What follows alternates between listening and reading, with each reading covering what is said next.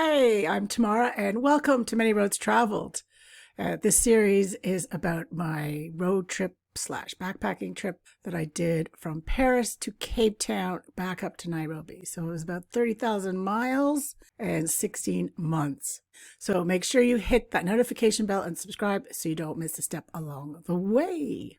Okay, welcome to episode 22. And on today's episode, we will be going to the Blue Nile Falls, as well as Addis Ababa, the capital of Ethiopia, and then make our way down to Moyales, which is on the border, the Kenyan border. So we're going to be covering about 600 miles on this episode, which will take us up to 12,000 miles. So almost halfway miles-wise on YouTube, or go to my website, manyroadstravel.com. to get all the details. So yeah, it'd be great if you could subscribe over there too, please. That would be awesome. Okay, so picking up where we left off, it's day 131. I am still traveling with my friend Casey, who I left with, but we'd also met the first two people, other travelers we'd met for a long time, Mike and Tony. So at the moment, there's four of us. And we are in Bahar Dir, which is a small-ish town in Ethiopia. And we got to so we're trying to get to Blue Nile Falls, or Tassadeh it's called. So we get to the bus station about 11:30. The bus was supposed to leave at 12. Of course, we didn't leave till 1:30. And, it's the usual hassle. Well, first of all, getting seats. And then they always try and make you pay more for your backpacks. And usually like more than the cost of the ticket. Even though I would climb up the back, there's a ladder on the back of bus. So, completely straight up, 90 degrees. With my backpack on the roof, tie it, lock it onto the roof as best as I could, and then come back down. And then, of course, after the trip, go get it myself, too. So it's not even in the bus. But no, they still want you to pay extra for your baggage. So, yeah, usual argument about that. Luckily, it only took about an hour to get to Tassadeh. But when we got there, the driver wouldn't let us off. I was just like, oh, God, can we get off? No. So I'm right at the door. I'm first in line. And yeah, I don't know, whatever reason, he wouldn't let us off. And then finally did open the door for one of his guys that works on the bus too to come in. So he came in and just punched me in the face. I was like, what the hell? So I gotta grab him and pin him against like the bus, going, what are you doing? And then Tony comes behind me and cracks him one. So it's like, oh my God, welcome to Tassadeh. The good times in Ethiopia keep on coming. Anyways, we get our stuff, get off the bus. And Tony I think he had a hotel room there or something like that from before. Anyways, we head there. It's a complete dirtbag room. Oh my gosh. Anyways, we just tuck all our backpacks in there and then head down to the falls. So it's about, I think it's about 2.5K walked from Tassadeh to the falls. And it's absolutely beautiful. And it was so nice to kind of get back into nature and away from people. Really, for a little bit. So yeah, the falls is beautiful. And that's where, so the source comes from Lake Tana, which is the biggest lake in Ethiopia. And then it turns into the Blue Nile, and then that goes all to Khartoum, where it meets the White Nile Falls, which stems from Murchison Falls, Uganda, the White Nile. So anyways, they meet in Khartoum and then head up to Cairo. And it's beautiful. So it's like 400 meters wide and about 40 meters high. So it's three-pronged.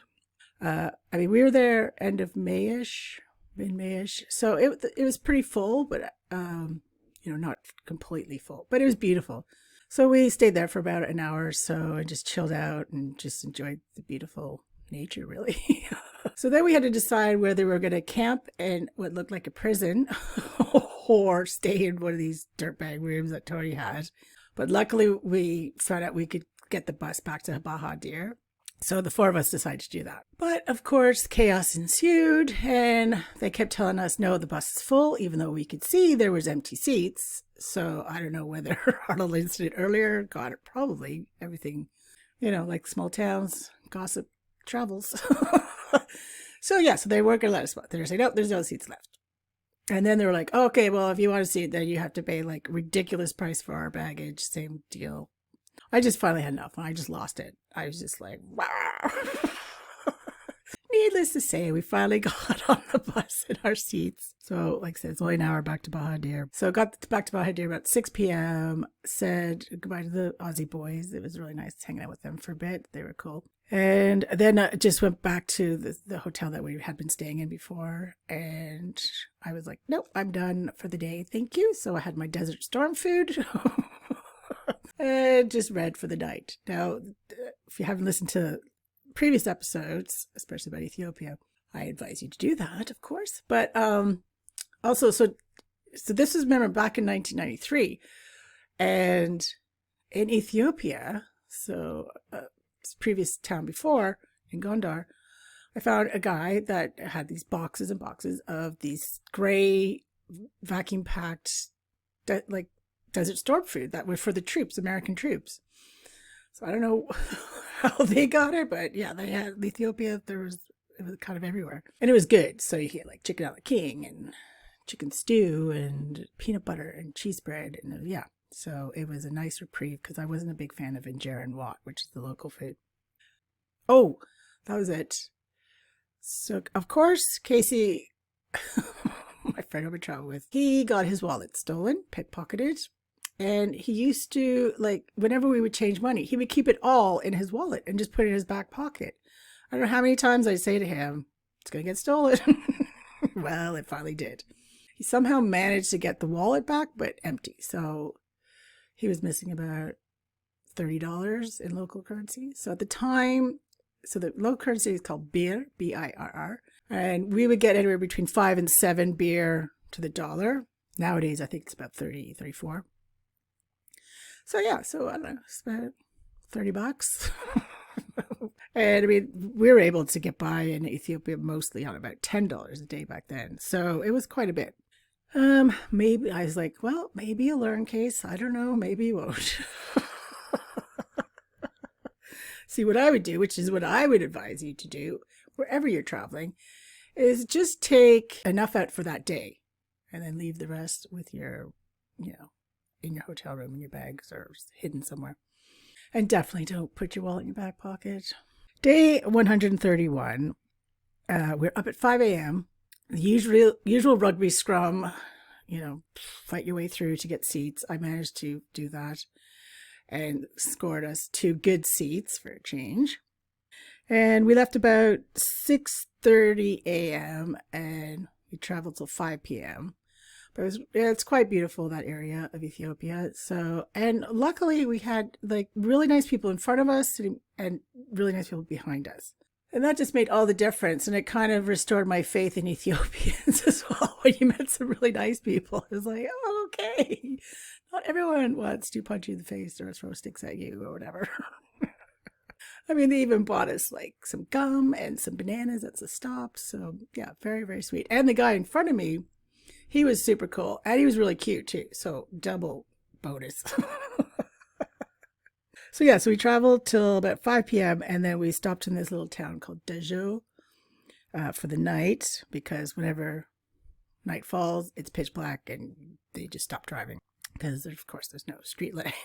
There's not many real proper roads, but as in paved roads. So we had the night in Dajo, and so when we got into Dajo, this really lovely young kid, he met us at the bus and he was like, oh, come to my mom's hotel. So we're like, okay, sure. So we went there and oh my gosh, he couldn't do enough for us, this little kid, man. He was about 10 or so. And, so he was running around, whatever we wanted, got his tea, whatever. And then I'd asked him if he could get me like a bucket of water to wash, because Ethiopia water was very scarce. Like it was, I'd go weeks without washing. And doing your laundry, stuff like that.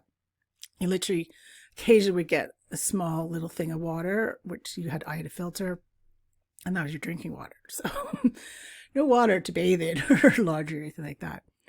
But anyways, he boiled me up a bucket of water because almost everywhere I stayed in Ethiopia was just full of bed bugs and fleas and stuff. So I was just covered in all these bites, and they had started getting infected and they blistered. And I have a rare blood illness, which it's not a good mix. I can go septic very, very fast. So anyway, so this lovely kid, he, boiled up some water for me so I could wash my wounds. And also because of the lack of laundry situation, I had decided to wear the same t-shirt and shorts for, I think I've been wearing them for 2 weeks now. So I was like, well, there's no point in getting all my clothes dirty. And, you know, a lot of times we would try them back at trucks and you just get filthy, or the buses weren't particularly clean because the windows are open and it's very dusty. And yeah. So I just going to wear the same shirt and shorts. Trust me, by the end, they literally could stand on the road. Anyway, so that night, we just, after the wash, I just had some more Desert Storm food for dinner. And then we went to, there was like one big hotel. And so we decided to go there for tea.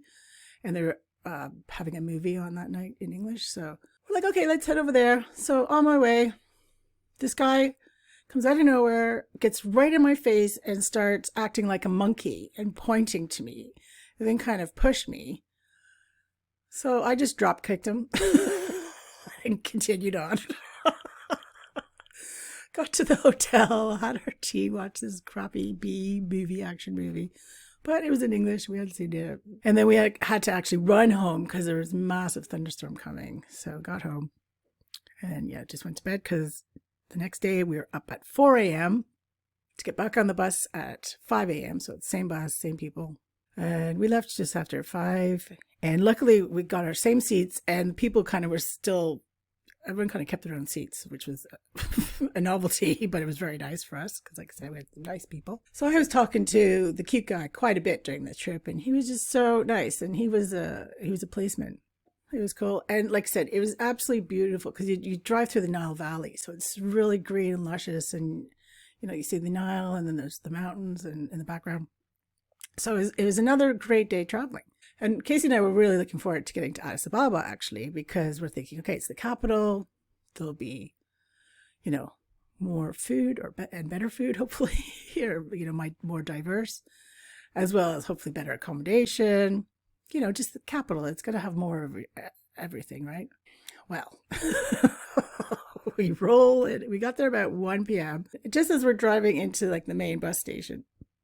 Like I see several men literally just shitting in the street or the parking lot. Middle of the day. I'm like, okay, maybe Addis Ababa is not going to be quite the dream we were hoping for. And then as we pulled in, I don't know, I guess people saw us on the bus or something. And, you know, we're the only white Westerners on the bus. Next thing you know, we're literally, like the whole bus is surrounded by at least 100 people. And they are yelling Ferengi, which means foreigner, like very aggressively. And, you know, yelling at us to get off the bus. And then they start rocking the bus, like to flip it. And they're trying to come through the bus, and the driver wouldn't open the door. And everyone's like, you know, everyone on the bus is quite scared. The bus was full. And Casey and I are just like, what the hell is going on? Like, Jesus.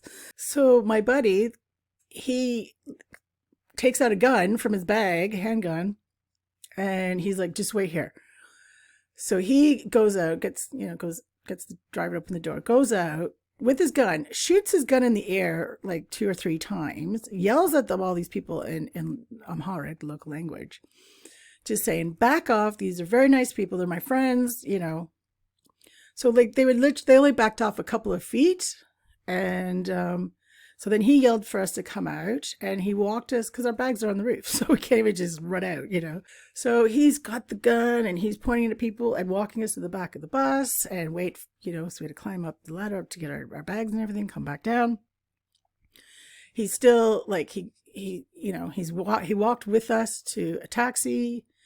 He got in the taxi, and I think he had a lady friend on the bus with him, and so the 4 of us got in this taxi, and it was like, okay, go, go, go. And the people start chasing the taxi down the road. It was just crazy. Anyway, so then he told the driver to go to this piazza. And I think we drove through some really rough parts and like very poor parts, because it honestly was like driving through shanty towns. And, you know, very sad for those people. Like, it's very shocking to see poverty at such scale. Anyway, so we get to the piazza, and my cute guy, he paid for the taxi and wished us well and everything. I was just like, what a guy, man. You kick ass. So then we're trying to find a hotel, and this old guy came up to us and he's like, oh, I'll take you to one. So he took us to this one, and of course wanted money. So gave him a little tip. Get in there, and it's basically a brothel. So that was great. And it was like $15 each a night, which is probably 3 to 4 times more than we've been paying this whole time in Ethiopia for accommodation. But we were just like, okay, I guess we'll take it, because we just we just wanted to eat and just chill out, really. We walked around, we walked down Churchill Ave, because apparently, according to Lonely Planet, that's where all the restaurants were. Well, no, we walked around for an hour. Couldn't find anywhere to eat. Bumped into 2 local guys. They took us to a restaurant. Actually got some half-decent macaroni. So at least that was something. So then we had to change some more money, which we got 6.5 beer to the dollar. And we just did the black market. Everyone did it back then, kind of thing. Well, not, like I said, didn't meet many Westerners at all, but that's kind of what they do. And you can still do that now, but it's, you have to be careful. So then, of course, we went and found a Tej house. So Tej is a honey mead. It's a local drink, but it's alcoholic. And they drink it in these crazy little beakers. So it's quite like fat bottom and then narrow top. And after that day, some guy was like, oh, do you want a joint? We're like, yep. I just started smoking on this trip, actually. So we had a couple of joints and some Tej with, the local people. So then we, went back to the hotel, had a couple more joints. So I guess we got a bag of stuff. Casey was super high. Oh my God, it was hilarious. And of course he goes to count his money, and again, he got burned, because the 1 beer and the 100 beer notes look very similar. So when he paid for the bus, they gave him 1 beer in his change rather than 100 beer. So he lost 99 beer on the wall. 99 beers on the wall.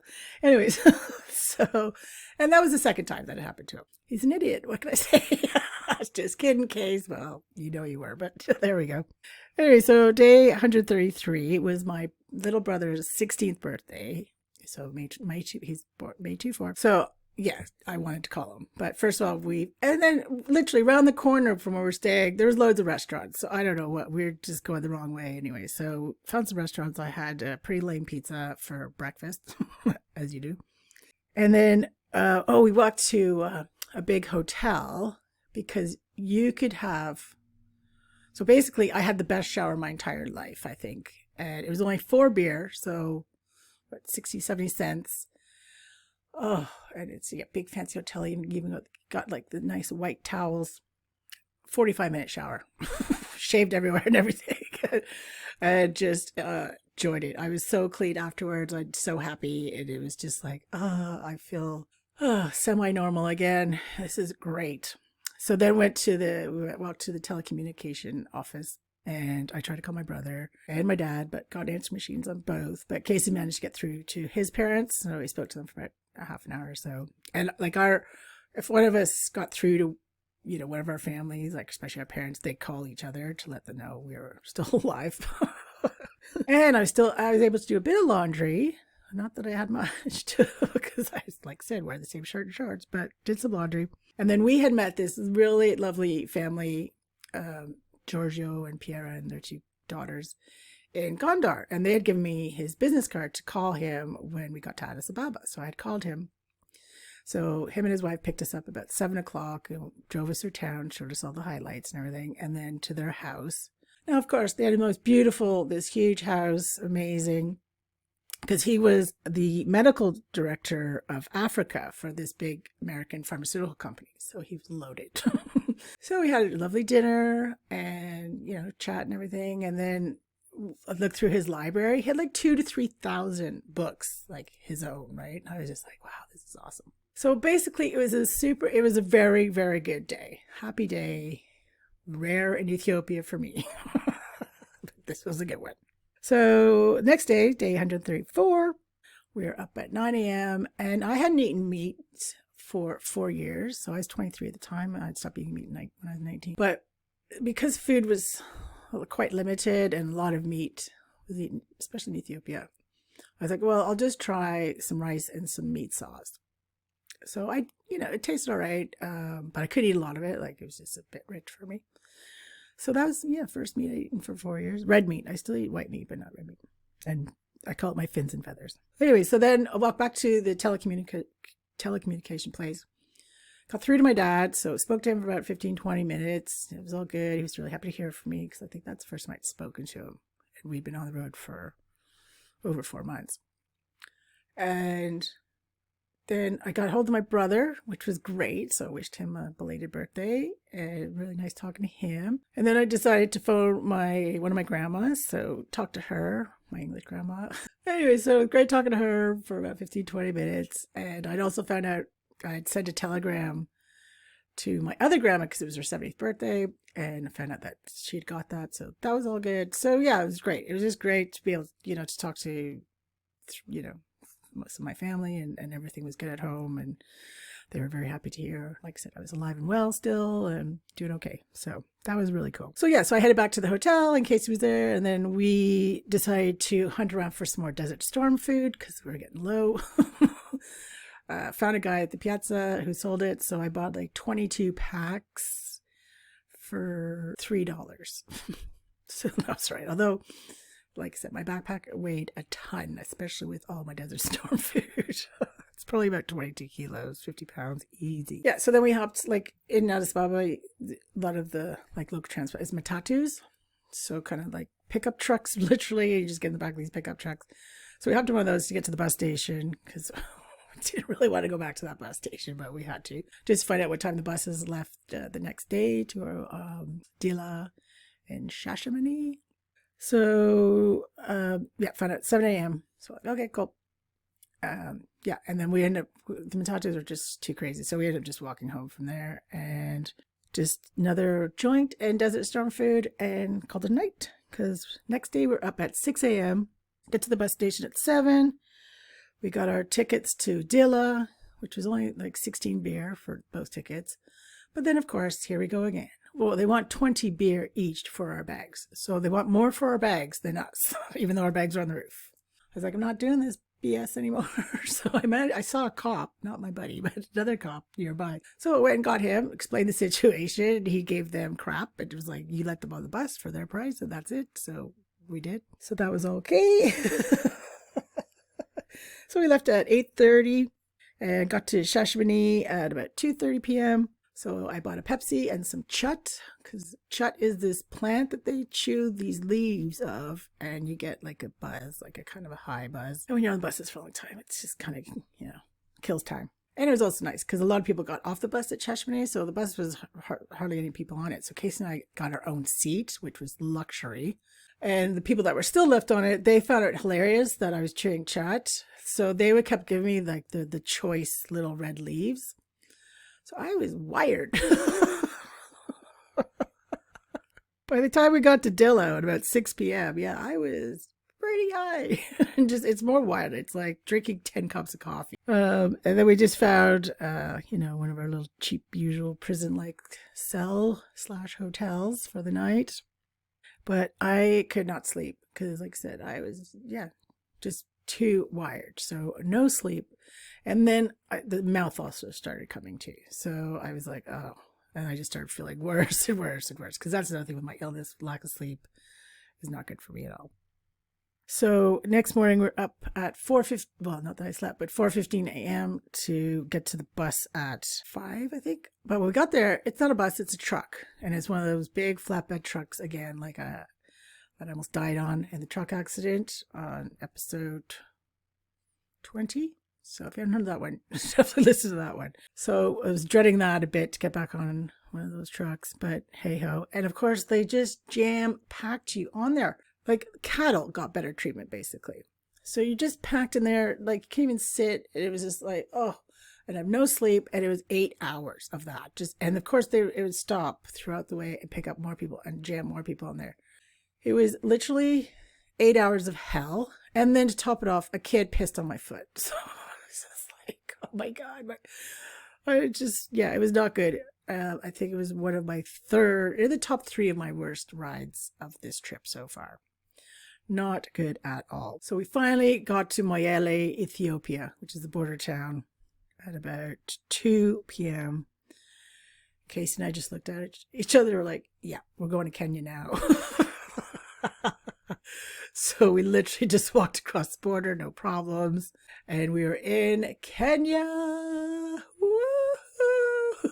So happy to get out of Ethiopia. However, to hear more, make sure you turn into next Thursday's episode. We're in a new country and we leave the Ethiopian craziness behind finally after over 3 weeks. And I have to say, like, okay, there is a lot of crap in Ethiopia.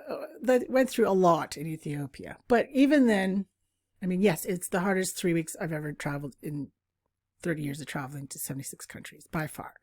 I mean, those 2 months, Sudan, Eritrea, and Ethiopia, they were really hard. But Ethiopia with people, like just the violence, and I just never experienced that before and really haven't since. Like, that was so continuous. But then, like I said, then the other half of the people were super nice. Like my cop guy, like, could have saved our lives. Who knows, you know? But you just didn't know who was who until you're face to face. So I always felt super guarded, you know, and never really relaxed in Ethiopia. So I was very happy to leave it. Although, like I said, it is a beautiful country and there's a lot of really cool things to see out there. And, you know, in different groups and blogs and stuff, you know, people have loved Ethiopia. So and I still, like, even countries that I find difficult, like, there are still amazing things I saw and did there. So I'd still recommend it. And, you know, I imagine it's changed now compared to 93. I don't know. We'll see. Anyways, so now it is time for Tam's top tips. So my tip number 1 would be, yes, the Blue Nile Falls are amazing. And so that is, it's known locally as Tisadé. And there's also some monasteries there too. So the fullest that the falls are is in August and September. And like I said, it's for the source. It comes from Lake Tana. And Blue Nile Falls, or Tisadé, is about 550 kilometers from Addis Ababa. And I guess lots of people now, they'll just take a tour. I don't know many people independently like we did. But if you do go independently, it's about 50 birr to get in.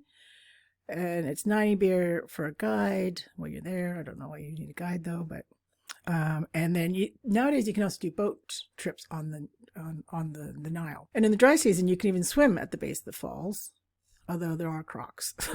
So keep an eye out for the crocs.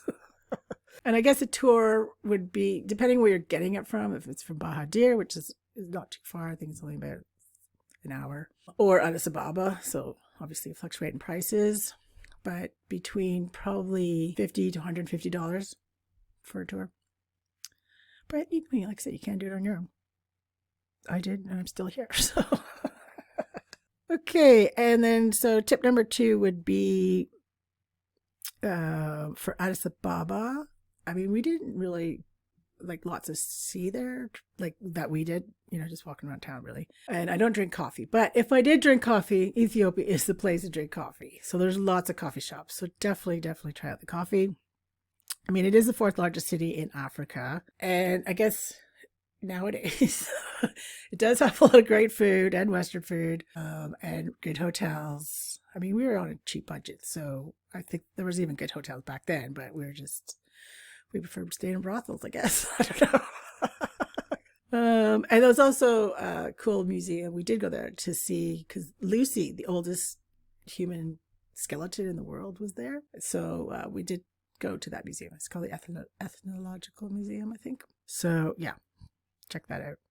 Tip number 3, looking at it nowadays, daily budget, not including tours, is probably about $35 a day. And to get your visa, you can get that online, really easy. And it's about $52. It takes about 3 days. And if you want to hear more about visa stuff, listen to my top tips in episode 19 or on the website when this blog post will finally be done for it. All the info there for you too. ManyRoadsTravel.com. Okay, and my tip for women is basically stand your ground, maybe do some self-defense lessons or some boxing. I don't know. Like I said, I think it's probably a lot more chilled now. I mean, it's still a patriarchal society, so you might get verbal harassment or, but not too much physical, hopefully. But if you do, just be like me, the tiger lady. Last episode, listen to that. And like I said, stand your ground and take no crap. Alrighty, so I think that's about a wrap. So thank you so much for listening. Make sure you subscribe, and we'll see you next Thursday for Kenya. Yay. Okay, guys, take care and safe travels. One road at a time.